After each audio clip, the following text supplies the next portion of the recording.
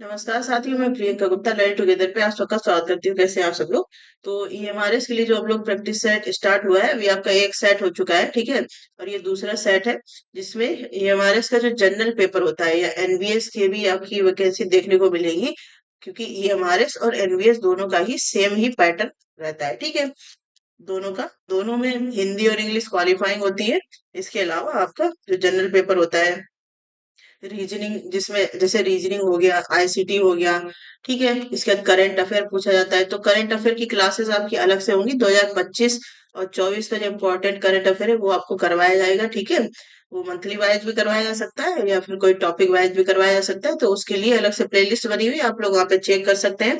Plus जिन बच्चों को class का नोटिफिकेशन नहीं जाता है, वो लोग यूट्यूब पे जाके नोटिफिकेशन वाले बटन पे क्लिक करेंगे तो वहाँ पे आएगा ऑल नोटिफिकेशन ऑन। तो उसको आप ऑन कर दीजिए, जब भी क्लास आती है तो आपके पास नोटिफिकेशन पहुंच जाएगा, ठीक है। तो ये हमारे एनवीएस दोनों का ही जो जनरल पेपर जो कंपलसरी पेपर होता है, उसके लिए बेनिफिट रहने वाली है क्लासेस, ठीक है। तो आज हम पिछली क्लास हम लोग रीजनिंग का पोर्शन किया था, इसके बाद कुछ करंट अफेयर्स का भी किया था, ठीक है। तो आपने पिछली क्लास नहीं देखी है तो प्लेलिस्ट भी इसीलिए बना दी गई है, जिससे कि अगर आपकी कोई क्लास रह जाती है तो आप प्लेलिस्ट में जाके क्लास पर्टिकुलर देख पाए, ठीक है। तो सबसे पहले यहाँ पे आज हम लोग जो बात करने वाले हैं आईसीटी के क्वेश्चंस करेंगे, ठीक है। सबसे पहला क्वेश्चन है, which of the following shortcut of keyboard will help to select the entire entire में संपूर्ण जो है उसको चयन करने के लिए कौन सी की का यूज करते हैं कोई भी डॉक्यूमेंट में, ठीक है। तो हिंदी में भी है, दस्तावेज के पूरे पाठ का चयन करने के लिए कुंजी पटल की निम्नलिखित में से कौन सी कुंजियां युग्म से सहायता मिलती है, ठीक है। तो पूरा जब सिलेक्ट करना होता है, जैसे कोई भी डॉक्यूमेंट है आपका, आपने वर्ड फाइल पे काम करते हैं, ठीक है। तो उसमें क्या पूरा डॉक्यूमेंट सिलेक्ट करना है, तो उसके लिए सिंपली क्या करते हैं, कंट्रोल ए की का यूज करते हैं, ठीक है। तो इससे क्या है कि जितना भी आपका पूरा डॉक्यूमेंट है वो सारा सिलेक्ट हो जाता है, ठीक है। अब कंट्रोल सी की बात करें तो ये कोई भी टेक्स्ट है उसको कॉपी करने के लिए यूज किया जाता है।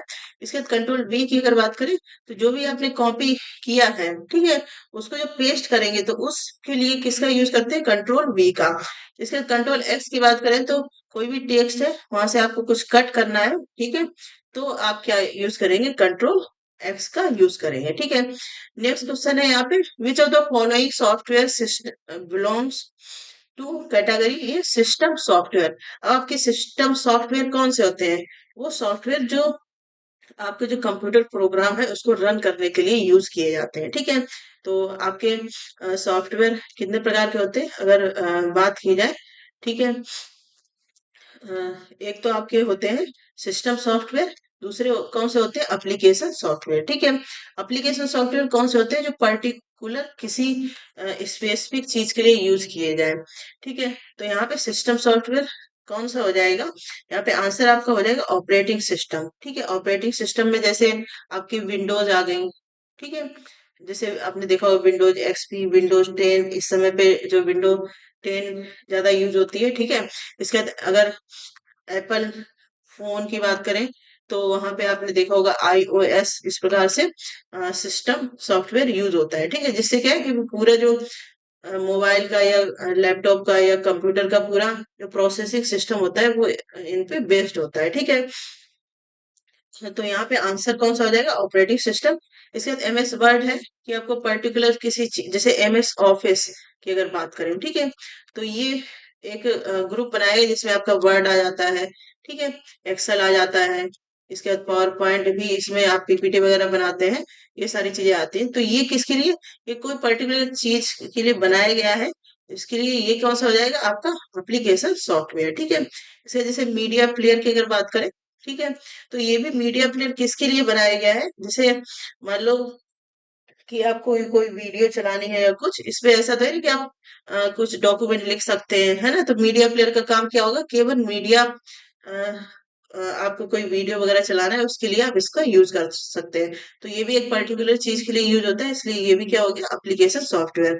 इसके बाद गेमिंग सॉफ्टवेयर की बात करें तो ये भी किसके लिए बनाए गए, गेम खेलने के लिए बनाए गए, ठीक है। तो ये भी आपके क्या हो जाएगी, एप्लीकेशन सॉफ्टवेयर, ठीक है। तो समझ में आ गया होगा कैसे कैसे है। इसके नेक्स्ट क्वेश्चन हम लोग यहाँ पे देखते हैं विच of the following is the brain. अगर आप पूछोगे कंप्यूटर को ब्रेन किसको कहते हैं, तो सबसे पहले आपका दिया गया अर्थमेटिक एंड लॉजिक यूनिट। ठीक है, इसके central processing unit, main processing unit, keyboard, mouse and monitor. ठीक है, तो ये बहुत सिंपल क्वेश्चन है, बहुत बार एग्जाम में पूछा भी जाता है। ठीक है, तो कौन सा हो जाएगा आपका सेंट्रल प्रोसेसिंग यूनिट।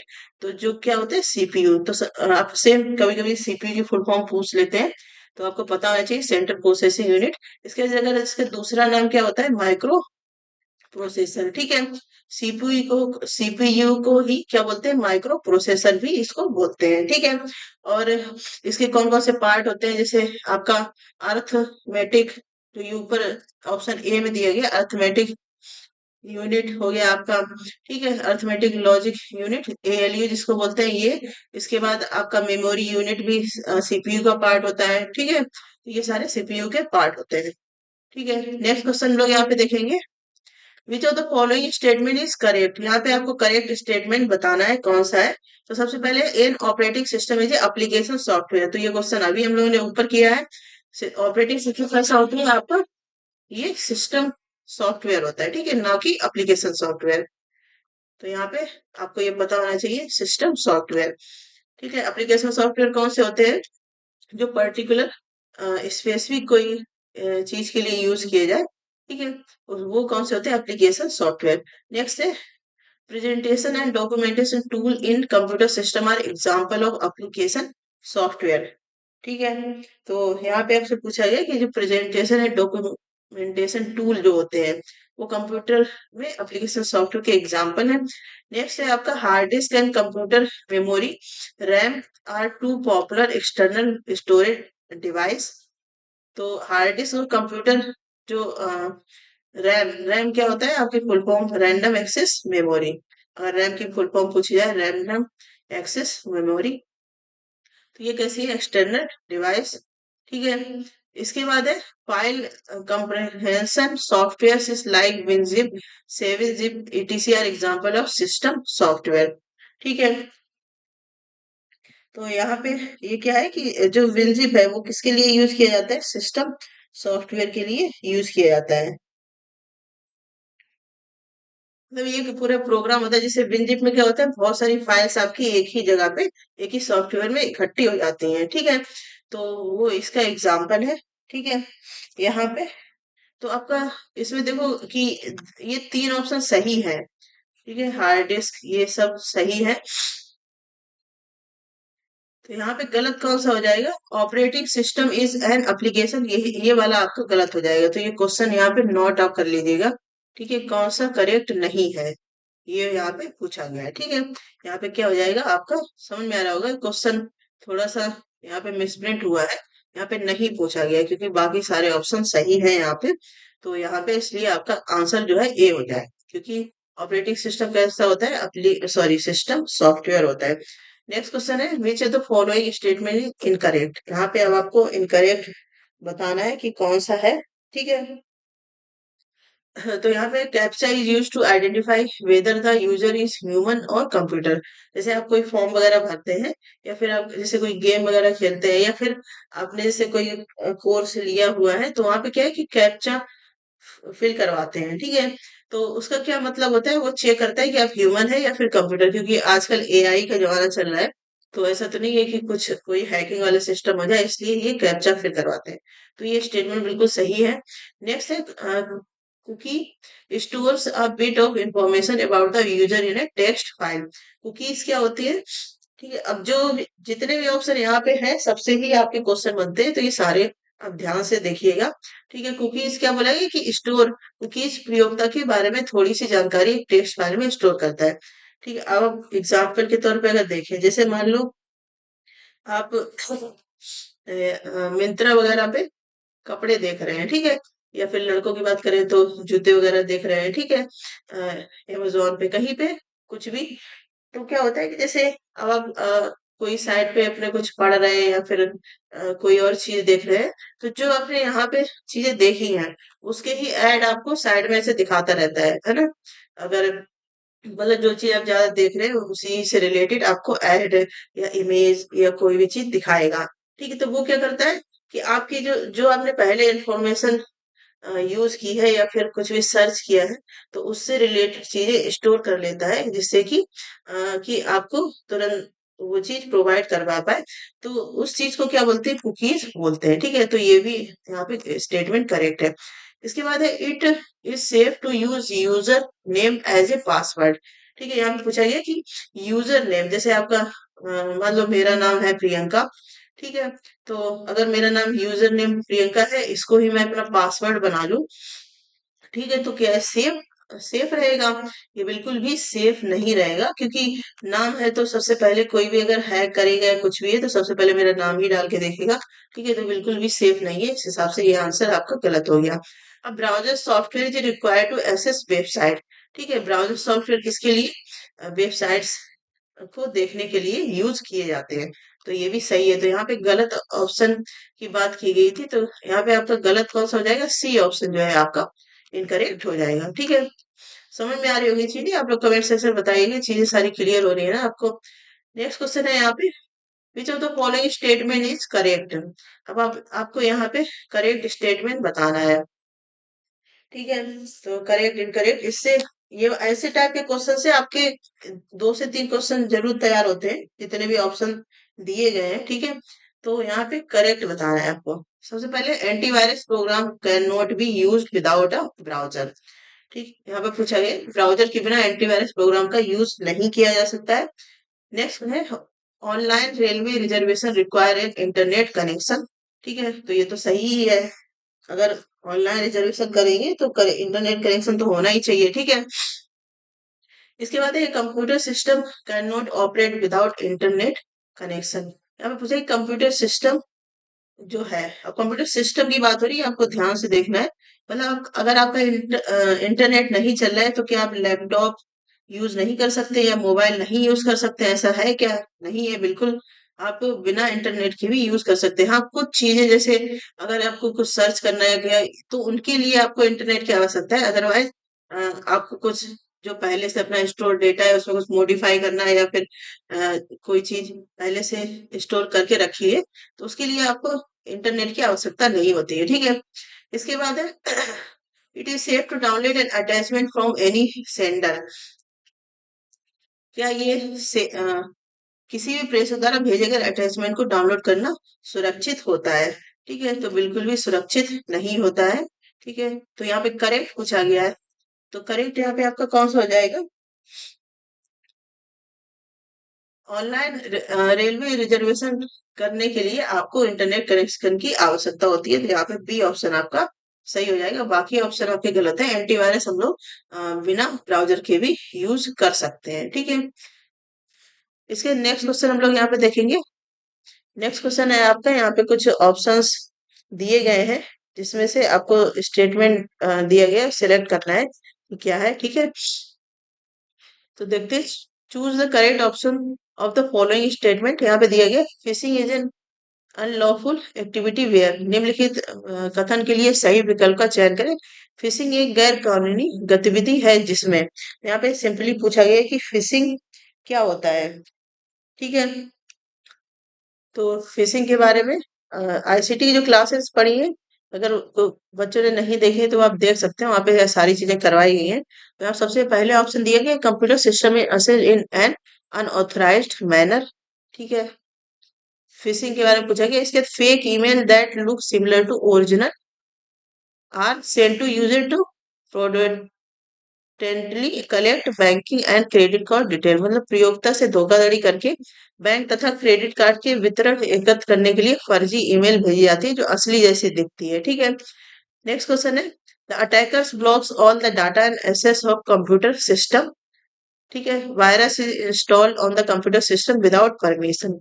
तो फिशिंग क्या होता है, ये फेक मेल्स होती हैं। ठीक है, जो किसके लिए यूज की जाती है, बेसिकली जो आपकी बैंकिंग डिटेल है या क्रेडिट कार्ड्स की डिटेल है उसको कलेक्ट करने के लिए। ठीक है, और बिल्कुल ओरिजिनल जैसी ही लगेगी आपके।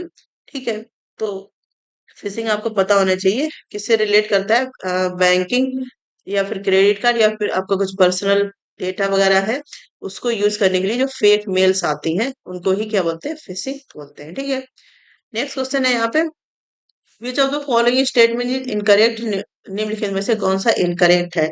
तो यहाँ पे आपको इनकरेक्ट बताना है। User name and password can be safely shared among close friends. ठीक है, तो इनकरेक्ट तो यही हो गया। ऐसा नहीं है कि आप कोई भी क्लोज फ्रेंड है तो उसको सेफ सेफली यूजर नेम या पासवर्ड आप दे सकते हैं। ठीक है, क्योंकि किसका कब दिमाग घूम जाए कुछ अता पता नहीं, आजकल कोई दोस्त नहीं होता है। ठीक है, a digital signature is not a barrier of authentic communications like financial transaction. ठीक है, यहाँ पे दिया गया वित्तीय लेनदेन जैसे प्रमाणिक पत्र व्यवहार के लिए डिजिटल हस्ताक्षर बाधा नहीं है। ठीक है, जो कोई भी प्रमाणिक पत्र के लिए डिजिटल हस्ताक्षर के लिए कोई बाधा नहीं होती है। जैसे अपने सीटेट वगैरह की मार्कशीट वगैरह डाउनलोड करते हैं तो उसमें ऐसा नहीं कि आपको हस्ताक्षर की आवश्यकता पड़ती है। ठीक है, इसके अंदर cyber crime refers to any crime that involve a computer and a network. Cyber अपराध का अर्थ है ऐसा कोई भी अपराध जिसमें कंप्यूटर तथा नेटवर्क सम्मिलित हो। ठीक है, तो ये सही है। इसके बाद identify theft is a cyber crime, चोरी का पता लगाना एक साइबर अपराध है। ठीक है, तो यहाँ पे क्या हो गया आपका मतलब यहाँ पे identify theft is cyber crime, ये भी इसमें आ जाता है। यहाँ पे सबसे ज्यादा जो अगर बात करेंगे कि कौन सा इनकरेक्ट है तो ये वाला ए ऑप्शन आपका इनकरेक्ट हो जाएगा, क्योंकि ये सेफ नहीं है। कहीं कभी भी आप अपना किसी को पासवर्ड या कुछ, क्योंकि बहुत सारी ऐसी चीजें देखी गई हैं जैसे एटीएम वगैरह बच्चे यूज करते हैं, बाहर पढ़ते हैं, तो क्या होता है कि दोस्त दोस्त में वो एटीएम नंबर बता देंगे और बाद में पता चलता है उनके अकाउंट से पैसे ही गायब हो गए, तो ये सब बिल्कुल भी सेफ नहीं है। ठीक है, यहाँ पे ए ऑप्शन आपका सही हो जाएगा। नेक्स्ट क्वेश्चन है यहाँ पे। अब यहाँ पे आपको बताना है कौन सा मालवेयर नहीं है। Which of the following is not a malware, निम्नलिखित में से कौन सा एक मालवेयर नहीं है? ठीक है, तो मालवेयर अगर देखे जाए इसकी भी मैंने क्लास ली है, और आप लोग वहां से देख सकते हैं प्लेलिस्ट में जाके। तो मालवेयर कौन से होते हैं? एडवेयर आपका होता है मालवेयर। ठीक है, इसके बाद की लॉगर, मतलब आपके कीबोर्ड का एक्सेस किसी और के पास चला जाता है। ठीक है, इसके बाद है ये जो वॉर्म है, ये भी क्या होता है? मालवेयर। ये तो तीन मालवेयर है। बाकी एक्सप्लोरर ये मालवेयर नहीं है, क्योंकि जैसे इंटरनेट एक्सप्लोरर है। ठीक है, तो इसका यूज हम लोग किस लिए करते हैं? कोई भी सूचना सर्च करने के लिए, ठीक है, ब्राउजिंग करने के लिए। तो ये मालवेयर नहीं है, सी ऑप्शन आपका यहाँ पे सही हो जाएगा। ठीक है, नेक्स्ट क्वेश्चन है यहाँ पे, इंटरनेट क्या है? तो ये तो बहुत सिंपल क्वेश्चन है, आपको पता होना चाहिए, ये तो बहुत बार पढ़ाया भी जा चुका है। Social network, network of computers, network of networks, a mobile network. तो इंटरनेट क्या होता है? नेटवर्क ऑफ नेटवर्क्स, मतलब इंटरनेट नेटवर्क का भी नेटवर्क होता है, उसको ही क्या बोलते हैं? इंटरनेट। ठीक है, इसका नेक्स्ट क्वेश्चन अब हम लोग देखेंगे कि टीचिंग एप्टीट्यूड से रिलेटेड है। ठीक है, ये भी आपके क्वेश्चन पूछे जाते हैं, तो यहाँ पे देख लेते हैं हम लोग। तो सबसे पहला क्वेश्चन है, which of the following is not characteristic of teaching, teaching का कौन सा एक लक्षण नहीं है? तो यहाँ पे आपको सारे ऑप्शन पढ़ के बताना है कौन सा लक्षण नहीं है। Providing guidance and counselling, helping in character building, developing effective communication, to learn to live as per ancient Indian values, भारतीय प्राचीन भारतीय मूल्यों के अनुरूप जीना। ठीक है, तो ये कोई लक्षण नहीं है टीचिंग का, बाकी आपके तीनों ऑप्शन सही है। ठीक है, नेक्स्ट क्वेश्चन है यहाँ पे, which one of the following should not be an objective of teaching. और यहाँ पे टीचिंग के ऑब्जेक्टिव कौन सा नहीं है ये पूछा गया है आपसे। तो यहाँ पे developing learning skills, attainment of knowledge, इसके बाद फॉर्मेशन ऑफ बिलीफ, इसके बाद नेक्स्ट है ग्लोरिफिकेशन ऑफ वंस कंट्री। तो यहाँ पे क्या पूछा है कि टीचिंग का ऑब्जेक्टिव कौन सा नहीं है? ठीक है, तो यहाँ पे डी ऑप्शन आपका हो जाएगा, अपने देश का गौरव गान करना, ये टीचिंग में नहीं आता है। ठीक है, नेक्स्ट क्वेश्चन है यहाँ पे, a student is intelligent enough but not good academic achiever in a subject, then the concerned teacher should focus on, एक विद्यार्थी है जो काफी बुद्धिमान है किंतु एक विषय में उसकी अकेडमिक उपलब्धि अच्छी नहीं है। ठीक है, ऐसे में संबंधित अध्यापक को क्या करना चाहिए? तो यहाँ पे ऑप्शंस दिए गए हैं, उसके हिसाब से हम लोग बताएंगे क्या है। तो सबसे पहले regularity of the student in the class, completion of homework of that subject by the student. इसके बाद compromise of his academic achievement with other student, मतलब कंपेयर करना। इसके बाद participation of the student in teaching learning process. ठीक है, विद्यार्थी की शिक्षण अधिगम प्रक्रिया में भागीदारी पर ध्यान देना।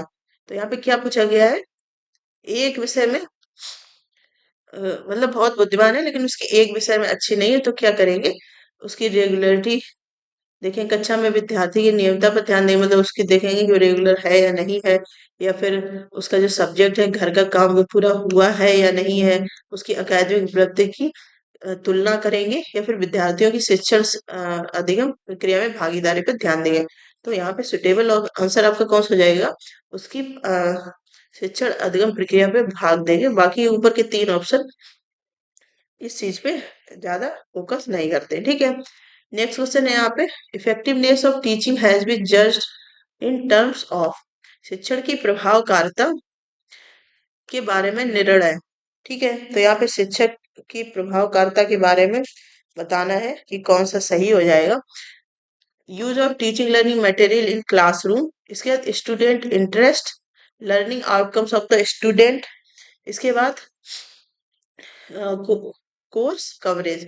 तो ये तो पहले ही आउट हो जाएगा। ठीक है, इसके बाद स्टूडेंट इंटरेस्ट, यहाँ पे शिक्षण किसकी पूछी गई है, टीचिंग की इफेक्टिवनेस के रिलेटेड आपको आंसर करना है। ठीक है, तो स्टूडेंट का इंटरेस्ट ये स्टूडेंट से रिलेटेड हो गया। इसके बाद कक्षा में शिक्षण अधिगम सामग्री के प्रयोग के आधार पर लेना चाहिए। ठीक है, या फिर है कि learning outcomes of the student, मतलब टीचर की इफेक्टिवनेस कब दिखेगी, कि जो उसके स्टूडेंट है उनका जो लर्निंग आउटकम्स या फिर रिजल्ट क्या रह रहा है, वो क्या दिखाता है, टीचर की इफेक्टिवनेस दिखाता है। तो यहाँ पे सी आंसर जो है आपका करेक्ट हो जाएगा। ठीक है, इसके बाद नेक्स्ट क्वेश्चन हम लोग करेंगे, टीचिंग एप्टीट्यूड से ही रिलेटेड है। यहाँ पे दिया गया है which one of the following is not characteristic of A active learner. Active learner का जो सक्रिय अधिगम करता है उसका एक लक्षण नहीं है। तो क्या नहीं है, readiness to take risk, is ready to question anything, हर चीज पे प्रश्न उठाने को तैयार। इसके बाद is a leader by nature, स्वभाव से ही नेतृत्व युक्त नेता होता है। ठीक है, इसके बाद मानसिक रूप से सजग या सतर्क रहना, तो ये तो है एक्टिव लर्नर का। इसके बाद है हर चीज पे प्रश्न करना, जोखिम उठाने के लिए तैयार रहना। जोखिम उठाने के लिए तैयार रहना कि ये मतलब नहीं है कि लड़ाई झगड़ा करना, यहाँ पे है कि कोई भी चीज है उसको सीखने के लिए तुरंत तत्पर रहना, रेडी रहना। ठीक है, उससे रिलेट यहाँ पे हो रहा है। इसके बाद है स्वभाव से ही नेता, मतलब ये कोई एक्टिव लर्नर का यहाँ पे क्या पूछा गया, लर्नर। आप ये देखें, सबसे पहले क्वेश्चन बहुत अच्छे से पढ़े, उसके हिसाब से आपको आंसर तुरंत मिल जाएगा। ठीक है, तो जो सीखेगा उस स्वभाव में उसके कोई भी नेता वाला या लीडर वाला सिस्टम नहीं होगा। वहां पे सी ऑप्शन जो है वो आपका इनकरेक्ट हो जाएगा। ठीक है, नेक्स्ट क्वेश्चन हम लोग यहाँ पे देखेंगे, which one of the following factor does not affect teaching. इसमें से कौन सा फैक्टर है जो टीचिंग को अफेक्ट नहीं करता है। ठीक है, तो यहाँ पे देखेंगे, age of the teacher, maturity level of the teacher, इसके बाद मेंटल लेवल ऑफ टीचर, इसके बाद है socio economic background of teachers, parents, अध्यापक के अभिभावकों की सामाजिक आर्थिक पृष्ठभूमि। ठीक है, तो सबसे ज्यादा यही हो गया, तो यहाँ पे जो है आपका डी आंसर इनकरेक्ट हो जाएगा। ठीक है, देखो चार ऑप्शन दिए, जैसे यहाँ पे एज ऑफ द टीचर भी दिया गया है ना, तो हमेशा पहले सबसे पहले क्वेश्चन पढ़ो अच्छे से, उसके बाद चार ऑप्शन अच्छे से पढ़ो। ऐसा नहीं है आपने यहाँ पे देखा एज ऑफ द टीचर ये टिक कर दिया। ठीक है, पूरे ऑप्शन पढ़ने का, क्योंकि अध्यापक है जो टीचर है उसके माता पिता की पृष्ठभूमि, मतलब उसका उनका बैकग्राउंड कैसा है उससे क्या ही लेना देना है। ठीक है, टीचर का स्कूल से रिलेटेड। नेक्स्ट क्वेश्चन है, which one of the following will be the most effective teaching method to teach structure of gram seeds to class seventh student. ठीक है, चने की बीज की संरचना के बारे में कक्षा 7 के विद्यार्थी को किस प्रकार से सिखाया जा सकता है, मतलब कौन सा इफेक्टिव प्रभावशाली शिक्षण होगा इसमें से। ठीक है, तो यहाँ पे ऑप्शन दिए गए उनको हम लोग पढ़ते हैं, उसके हिसाब से दिखाते हैं। इसके बाद सबसे पहले है यहाँ पे डेमोन्स्ट्रेशन मेथड, मतलब प्रदर्शन विधि। Showing a video film on gram seed, मतलब चने के बीज पर एक वीडियो फिल्म उनको दिखाना। ठीक है, या फिर चने के बीज पर 5 चार्ट दिखाना, मतलब कोई 5 चार्ट दिखा देना चने के बीज पे। ठीक है, इसके नेक्स्ट है प्रश्नोत्तर विधि, सवाल जवाब करना। तो यहाँ पे चार ऑप्शन में से सबसे सुटेबल क्या रहेगा, उनको चने के बीज पर एक कोई वीडियो या फिल्म दिखाना, क्योंकि उसमें पूरा प्रोसेसिंग दिखाया जाएगा कि सबसे पहले क्या चीज होती है, फिर क्या होता है, कैसे कैसे मतलब सूरज की किरणें पड़ती हैं, फिर क्या उस पे उसका इफेक्ट होता है ना। तो ये सबसे ज्यादा किस टॉपिक पे, चने के बीज की संरचना किस प्रकार की होती है, सबसे ज्यादा इफेक्टिव कौन सा रहेगा, उनको इस चीज का वीडियो दिखाना। ठीक है, ऑप्शंस में से नेक्स्ट क्वेश्चन हम लोग देखेंगे यहाँ पे, which teaching method is the most effective for inculcating healthy attitude among the primary student? प्राथमिक छात्रों में स्वस्थ दृष्टिकोण के विकास हेतु कौन सी शिक्षण विधि सर्वाधिक प्रभावशाली होती है? ठीक है, मतलब जो प्राइमरी के स्टूडेंट है उनके लिए यहाँ पे बताया गया कि सबसे ज्यादा प्रभावशाली कौन सी होती है। तो यहाँ पे story telling method, play and learn method and open and Frank discussion on issue. अब बच्चे हैं तो डिस्कशन और इशू ये सब का तो कोई मतलब ही नहीं है। इसके बाद फील्ड ट्रिप मेथड। ठीक है, तो यहाँ पे प्राइमरी के बच्चों के लिए अगर देख रहे हैं स्वस्थ दृष्टिकोण, मतलब उनके लिए सबसे ज्यादा जो होता है, जैसे आपने देखा है कि केवीएस वगैरह के एग्जाम अगर होते हैं, ठीक है, फिर उनका जो डेमो टीचिंग होता है, वहां पे आपने देखा है कि जब डेमो टीचिंग की क्लासेस वगैरह चलती हैं, या यूट्यूब पे भी बहुत सारी ऐसी पड़ी हैं, तो वहां पे एकदम टीचर उनको कहानियां सुना सुना के या फिर नाच गाना करा के, है ना, कोई एक्टिविटी अच्छे से करा के, जिससे बच्चे इन्वॉल्व हो, उनको अच्छा भी लग रहा हो, उनको मजा आ रहा हो। ठीक है, तो यहाँ पे सबसे ज्यादा जो इफेक्टिव रहता है स्टोरी टेलिंग मेथड। ठीक है, उनको कहानी सुना के, एक राजा हुआ करता था, है ना, बच्चे के जो एक्सपीरियंस है उनसे भी पूछना, तो वो भी कोई चीज बताएंगे, तो इस हिसाब से स्टोरी टाइप की बना के उनको सुनाना, यही सबसे ज्यादा अ, सबसे स्वस्थ या हेल्दी यहाँ पे एटीट्यूड हो जाएगा। ठीक है, टीचर का। तो ये यहाँ पे क्या हो जाएगा, ए ऑप्शन जो है आपका सही हो जाएगा। ठीक है, इसके बाद है नेक्स्ट क्वेश्चन यहाँ पे,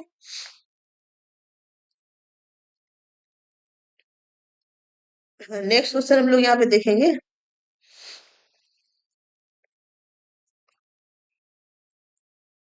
for teaching topics related to economics to senior secondary student the most effective teaching aid will B.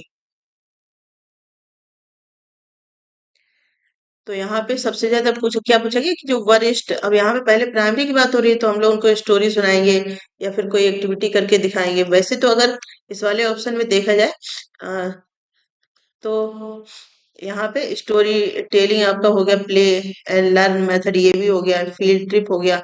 लेकिन जैसे क्वेश्चन पूछा गया है तो सबसे ज्यादा उस हिसाब से हम लोग क्वेश्चन ऐसा बताएंगे। ठीक है, कि अगर जैसे यहाँ पे पूछा जाता है कि कौन सा नहीं होगा, ठीक है, जैसे यहाँ पे पूछ लिया जाता है कौन सा दृष्टिकोण प्रभावशाली नहीं है, तो आंसर क्या हो जाता है, सी हो जाता है, क्योंकि ये बड़े बच्चों की यहाँ पे बात हो जाएगी।